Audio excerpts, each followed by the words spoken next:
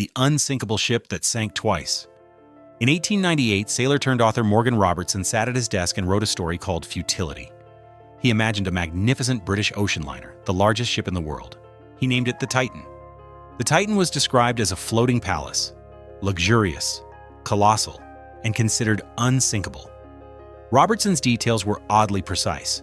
The Titan measured 800 feet long, powered by triple-screw propellers. It carried around 3,000 passengers, but had only 24 lifeboats, far too few. And then came the disaster. On a cold April night in the North Atlantic, the Titan struck an iceberg and sank. In the story, thousands died in the freezing waters of the sea. The book sold poorly. Robertson was dismissed as a minor adventure writer, but 14 years later, in 1912, reality seemed to follow his script. The White Star Line launched the RMS Titanic, 882 feet long, triple-screw propellers, a capacity of about 3,000 passengers, only 20 lifeboats. On April 14, 1912, the Titanic struck an iceberg in almost the same stretch of ocean. More than 1,500 people were lost. The parallels are chilling. Same month, same region, same cause, same shortage of lifeboats. Even the names, Titan and Titanic, echo each other. When the Titanic sank, Robertson's forgotten book was dragged into the spotlight. Critics accused him of prophecy. He insisted he wasn't a psychic, just a sailor who saw trends. Ships were getting bigger, lifeboat laws hadn't kept up, and April was iceberg season. He had connected the dots. But here's the thing. Trends don't explain everything. They don't explain the near-identical name. They don't explain the precise technical details. Was it foresight or fate? One ship imagined, one ship real. Both swallowed by the same ocean, under the same stars. Coincidences like this aren't rare. They're everywhere. From presidents to twins to kings, history seems to write the same stories again and again. Let's look at some of the most chilling examples. Lincoln and Kennedy. History doesn't just rhyme. Sometimes it photocopies itself. Abraham Lincoln was elected to the U.S. House of Representatives in 1846. John F. Kennedy in 1946. Lincoln became president in 1860. Kennedy in 1960. Exactly 100 years apart. Both were young, charismatic reformers who pushed civil rights in times of division. Both were beloved and bitterly opposed. Andrew Johnson, born in 1808, succeeded Lincoln. Kennedy was succeeded by Lyndon Johnson, born in 1908. Both Southern Democrats, both named Johnson, both stepping into office during mourning. And then came the assassinations. Lincoln, shot on a Friday evening at Ford's Theater beside his wife. Kennedy, shot on a Friday in a Lincoln car made by Ford beside his wife. Their assassins, John Wilkes Booth and Lee Harvey Oswald. Each is known by 3 names, 15 letters in total. Booth was born in 1839, Oswald in 1939. Both were killed before trial. Booth was cornered in a barn, Oswald shot in a theater, a warehouse, and a theater, swapped like mirror images. Even their secretaries echo the strangeness. Lincoln's secretary was named Kennedy, and she warned him not to go to the theater. Kennedy's secretary was named Evelyn Lincoln, and she warned him not to go to Dallas. Both warnings were ignored. Now, skeptics are quick to say, with enough events, patterns will emerge. Some of the coincidences you hear are exaggerated or misunderstood. But even stripped to the facts, the number of eerie parallels defies belief. It's as if history itself were caught in a glitch, replaying the same tragedy a century apart. The Jim twins, Ohio, 1940. 2 identical twin boys are born. Separated at birth, adopted by different families, they grow up unaware of each other's existence. Each family, by coincidence, names their son James. One becomes James Springer, the other James Lewis. For 39 years, they have lived separate lives. Then, in 1979, they met for the first time. What they discover shocks even psychologists. Both men are 6 feet tall, 180 pounds. Both had childhood dogs named Toy.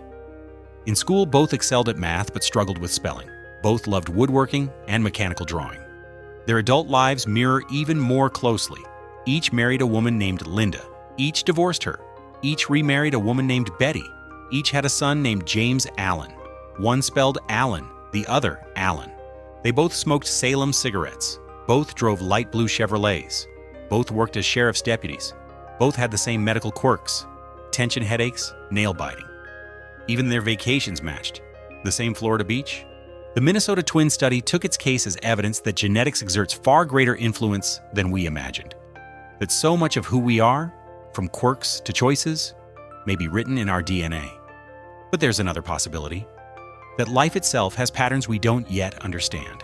Patterns that repeat like invisible fingerprints, shaping our destinies in ways that feel less like choice and more like design.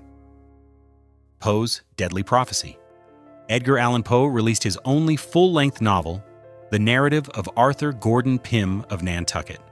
It's a wild seafaring adventure filled with storms, mutiny, and horror. But it's the ending that chills. Shipwrecked sailors, starving and adrift, draw lots to see who will be sacrificed. The unlucky one? A cabin boy named Richard Parker. He's been killed and eaten by his crewmates. At the time, it was shocking fiction, but 46 years later, fiction bled into reality. The yacht Mignonette sinks in the South Atlantic. 4 survivors escape in a lifeboat: Captain Tom Dudley, Edwin Stevens, Edmund Brooks, and a 17-year-old orphan cabin boy. His name? Richard Parker. Adrift for weeks with no food, Parker grows sick after drinking seawater. Near death, he is killed by the others. They feed on his body. Days later, they're rescued. The case becomes infamous: Regina versus Dudley and Stevens. The ruling? Necessity is not a defense to murder. But beyond law books, the coincidence echoes. Poe had written it almost half a century before. A fictional Richard Parker, a real Richard Parker, both sacrificed at sea. King Humberto's Double, July 28, 1900. King Humberto I of Italy is dining in Monza. The restaurant owner comes to greet him. Humberto freezes. The man looks exactly like him. The coincidences pile up. His name is also Umberto, born the same day, in the same town. Married a woman named Margarita, as the king had married Queen Margarita. On the very day Humberto was crowned king, the restaurateur opened his restaurant. The king, fascinated, invites his double to attend a sporting event the next day. But the man never arrives. That morning, he was shot dead in a dispute. Hours later, at the event, King Humberto himself is assassinated by an anarchist. 2 men, born alike, living alike, dying alike, within a single day. Anthony Hopkins and the Lost Book, the 1970s. Actor Anthony Hopkins is cast in the film adaptation of George Pfeiffer's The Girl from Petrovka. Hopkins, a meticulous actor, wants to read the book. He scours London for a copy. No bookstore has it. Frustrated, he boards a train at Leicester Square. On a bench, he spots a book. He picks it up. It's The Girl from Petrovka. Already uncanny, but it doesn't end there. 2 years later, during filming, Hopkins meets the author. Pfeiffer confides he no longer has his personal annotated copy. He'd loaned it to a friend who lost it in London. Hopkins produces the book he'd found. Pfeiffer opens it. Inside are his own notes. It's his lost copy. A loop is closed. A book disappears, only to reappear in the hands of the actor destined to bring it to life. Twain and the Comet. Samuel Clemens, better known as Mark Twain, had a knack for timing. He was born in 1835, just 2 weeks after Halley's Comet streaked across the sky. Twain felt a strange connection to the comet his whole life. He often joked that his destiny was tied to it. In 1909, he said, "I came in with Halley's Comet. It is coming again next year, and I expect to go out with it. The Almighty has said, no doubt, here are 2 unaccountable freaks. They came in together, they must go out together." In April 1910, Halley's Comet returned, blazing through the heavens. On April 21st, just 1 day after its closest approach to Earth, Twain died of a heart attack. He entered with the comet, and he left with it. A life bracketed by the cosmos, as if the universe itself had signed his story with a celestial punctuation mark. The first and last of the dam. The Hoover Dam stands as one of the greatest feats of 20th century engineering. Rising 726 feet above the Colorado River, it harnessed power for millions. But it also demanded lives. Official records list 96 workers killed during construction. Most died from falls, machinery accidents, or heat stroke. But 2 deaths stand out. The first was J.G. Tierney, a surveyor, who drowned on December 20th, 1922, while scouting for dam sites. The last was Patrick Tierney, an electrician's helper, who fell to his death on December 20th, 1935, exactly 13 years to the day. Patrick Tierney was J.G. Tierney's son, father and son, connected not only by blood, but by a date. Bookends of tragedy, marking the beginning and end of the project. A monument built of concrete and steel, sealed forever with their names. The Finnish twin tragedy. Raja, Finland, 2002. A 70-year-old man attempts to cross a busy highway on his bicycle. A truck strikes him. He dies instantly. Tragic. But accidents happen every day. 2 hours later, less than a mile away, another 70-year-old cyclist tries to cross the same highway. Another truck, another instant death. Police investigate only to discover the impossible. The two victims were identical twins. Neither knew the other planned to cycle that day. For officers hardened by years of service, the coincidence was unnerving. 7 decades of parallel lives, ending the same way, in the same place, on the same day. A reminder that sometimes life writes endings with chilling symmetry. The Romanovs and the number 17. The Romanov dynasty ruled Russia for more than 300 years, but their downfall was stalked by a number, 17. In 1917, the February Revolution forced Tsar Nicholas II to abdicate. In April 1917, Lenin issued his famous theses. In November, October by Russia's Julian calendar, the Bolsheviks seized power.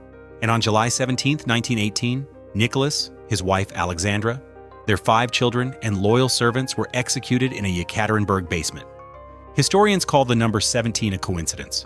Numerologists call it a curse. For the Romanovs, it was a shadow that haunted every step of their fall. Napoleon and Hitler. 2 leaders, 2 empires, 2 downfalls that feel almost rehearsed. Napoleon Bonaparte rose to power amid the chaos of the French Revolution. Adolf Hitler rose after Germany's collapse in World War I. Both promised national glory, and both conquered much of Europe. Each invaded Russia at the height of its strength.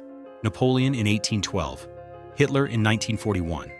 Both invasions launched in June. Both armies were decimated not by battle, but by the Russian winter. Napoleon's defeat began with Moscow's burning, ending with his exile in 1815. Hitler's downfall began with Stalingrad, ending with his suicide in 1945. Exactly 130 years apart. Different centuries, different ideologies, yet their fates played out like a historical echo. Chernobyl and Hiroshima, 2 of the most devastating nuclear events in history, decades apart but bound by eerie threads. Hiroshima, August 1945. The first atomic bomb was dropped on a city. The blast created nuclear shadows. Outlines of people vaporized in an instant, their silhouettes burned into stone. Chernobyl, April 1986. A reactor explosion sent radiation across Europe, poisoning the air and water for generations. When scholars examined the word Chernobyl, they noticed something chilling. In Ukrainian, it means wormwood. In the Bible's book of Revelation, wormwood is the star that falls to earth, poisoning the waters and bringing destruction. For many, the link was too uncanny to ignore. A prophecy written centuries before. 9/11 foreshadowings. September 11th, 2001. A day etched into global memory, but even before it happened, strange echoes seemed to foreshadow it. In March 2001, just 6 months before the attacks, the pilot episode of a TV show called The Lone Gunman depicted terrorists hijacking a plane and flying it into the World Trade Center. In the 1990s, artwork, trading cards, and even advertisements showed images eerily similar to the towers in flames. Writers and artists later dismissed them as a coincidence, but in hindsight, they feel like whispers of a coming tragedy. Of course, not all patterns are prophecy. Human beings are skilled at finding meaning after the fact, but the sheer number of eerie predictions unsettles even skeptics. It leaves us with a question. Did reality foreshadow its own script? Or are we simply better at seeing patterns once history has been written? From Titanic to the twin tragedy, from Lincoln to Hitler, from Mark Twain's comet to the Romanovs' curse, these stories suggest that history is not random. It is patterned, repeated, echoed. Skeptics will say it's statistics. With billions of lives and millions of events, coincidences are inevitable.